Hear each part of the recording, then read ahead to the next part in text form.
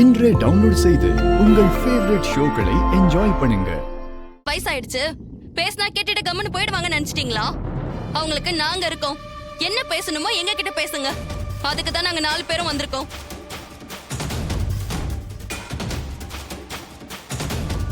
எங்க பாட்டி தான் ஆடி வெள்ளிக்கு வழக்கமா கூழ் காய்ச்சி அம்மனுக்கு படைப்பாங்க.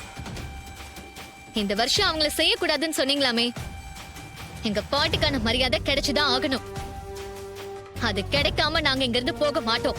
என்ன வந்ததுல இருந்து ஊசி பட்டா சாட்டமா வெடிக்கிறீங்க? உங்க பாட்டிக்காக நீங்க பேச வந்த உடனே நாங்க அப்படியே பயந்துருவோமா? உங்க பாட்டிக்குன்னு யாருமே இல்ல, அனாதை மாதிரி தான் இருக்காங்கன்னு சொன்னேன். அதன உண்மை. அதுல உங்களுக்கு ஏதாவது சந்தேகம் இருக்கா? ஏன் நாங்க இருக்கிறது உங்க கண்ணுக்கு தெரியலையா? தெரியுதுமா, தெரியுது. என் கண்ணு ஒண்ணு நொல்ல கண்ணு கிடையாது. நீ எப்பவும் உன் பாட்டியோட தான் இருப்பியா? ஏன் எதுக்கு கேக்குறீங்க? வெளியூர் போயிருக்கிற உன் அம்மா திரும்பி வந்துட்டா நீ இங்கேயே இருப்பியா, இல்ல பாட்டியை விட்டுட்டு போயிடுவியா?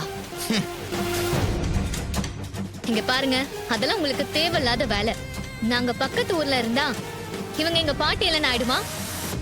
இல்ல நாங்க தான் பேத்தி இல்லைன்னு ஆயிடுமா? சும்மா வாதத்துக்கு பேசலாம். ஆனா உன் பாட்டி தனி மரம் தான். மக, மருமக, பேர பிள்ளைங்கன்னு யாருமே இல்ல. அவங்கள எப்படிப்பா நாங்க குடும்பம்னு ஏத்துக்கிறது?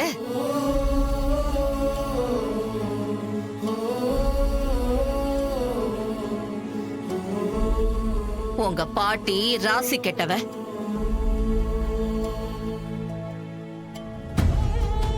குடும்பத்தோட வாழ்றதுக்கான யோகியத்தை அவளுக்கு கிடையாது.